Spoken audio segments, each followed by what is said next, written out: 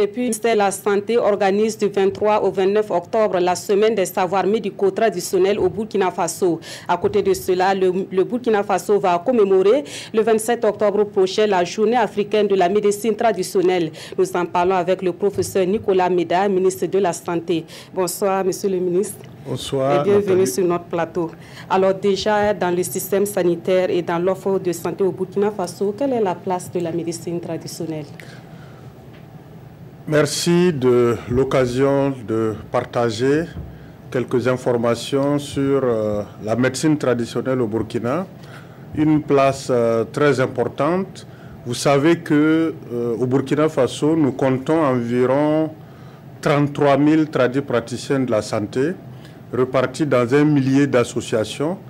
Et au niveau du ministère de la Santé, nous avons au niveau central une direction de la médecine traditionnelle qui s'occupe exclusivement de converger les énergies des praticiens de la santé vers la population pour que les praticiens contribuent aux soins de santé. Globalement, même sans trahir un peu notre volonté que les soins soient de plus en plus modernes, la population à 80% consulte les praticiens. Et donc c'est une réalité au Burkina qui mérite d'être accompagnée pour que de la qualité accompagne ce que les praticiens font.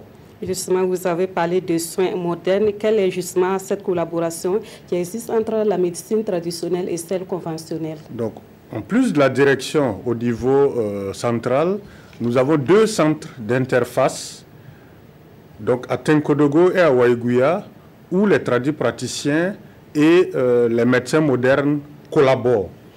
Ensuite, au niveau de Ouagadougou, il y a un dispositif de référence et de recours entre les praticiens et les médecins modernes. Et nous sommes en train, à Ouagadougou, de construire sur l'aire de Tengandogo un institut spécialisé de médecine traditionnelle et de soins intégrés. Tout ça pour montrer toute notre volonté de faire corps avec la médecine traditionnelle pour améliorer l'offre de soins au Burkina Faso. Mais beaucoup de choses restent tout de même reprochées à cette médecine-là. Est-ce que vous avez un regard sur les praticiens pour éviter justement des situations malheureuses dans le milieu de la médecine traditionnelle? Vous parliez tantôt de la célébration de cette semaine et de la commémoration de la journée. Dans cette semaine, il y a une série de rencontres avec les praticiens et particulièrement, il y a des formations. Et un thème de formation est bien sûr toutes les procédures de production des recettes des praticiens servis. Et donc, les spécialistes de pharmacognosie, donc ceux qui savent comment à travers les plantes traduire ça en principe actif ou en médicaments, vont expliquer aux praticiens les bonnes pratiques de fabrication des recettes traditionnelles pour la santé.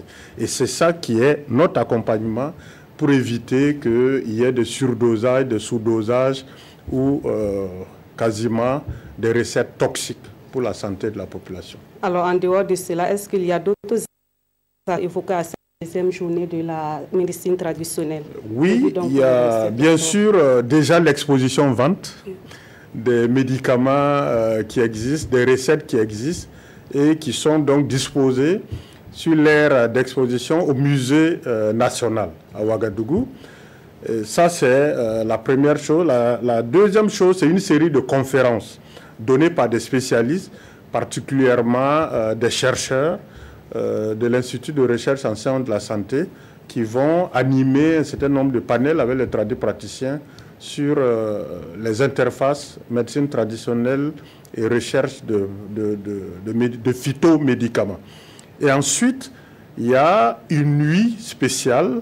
C'est la nuit où le ministère de la Santé et l'ensemble des praticiens présents se rencontrent pour évoquer les préoccupations du monde de la médecine traditionnelle et échanger et voir comment progresser ensemble. Et enfin, on a les formations dont je parlais tantôt. Donc, au-delà des bonnes procédures de fabrication des médicaments, il y a des formations sur l'hygiène et la qualité des recettes des praticiens et des formations sur comment mettre ensemble les innovateurs et les tradipraticiens pour découvrir de nouvelles recettes.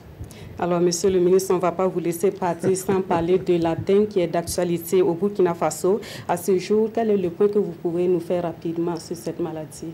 Aujourd'hui, on a globalement 6236 cas depuis que l'année a commencé de cas de dengue. Cela veut dire nettement le double, voire le triple de ce qu'on a observé l'an passé, avec environ 4232 cas probables et 13 décès. L'an passé, en 2016, il y avait 20 morts pour 1000 malades. Cette année, c'est 2-3 morts pour 1000 malades. Cela veut dire que la qualité de la prise en charge s'est améliorée. Il y a eu une anticipation, une précocité de la fréquentation des formations sanitaires. C'est ça que nous encourageons. Donc, au-delà de la prise en charge des cas, nous avons commencé lundi la pulvérisation de l'ensemble des sites où il est possible qu'il y ait des gîtes larvaires. Donc, là où naissent et grandissent les moustiques, et ensuite pullulent. Donc, toute la ville est maillée par les techniciens qui sont en train de pulvériser. Peut-être que vous en avez rencontré, aider-les à identifier là où il faut le plus pulvériser pour casser la chaîne de transmission de la dengue au Burkina Faso. Merci beaucoup, monsieur le ministre. Je rappelle que le professeur Nicolas Méda est venu parler précisément de la journée africaine de la médecine traditionnelle qui sera célébrée le 27 octobre prochain au Burkina Faso.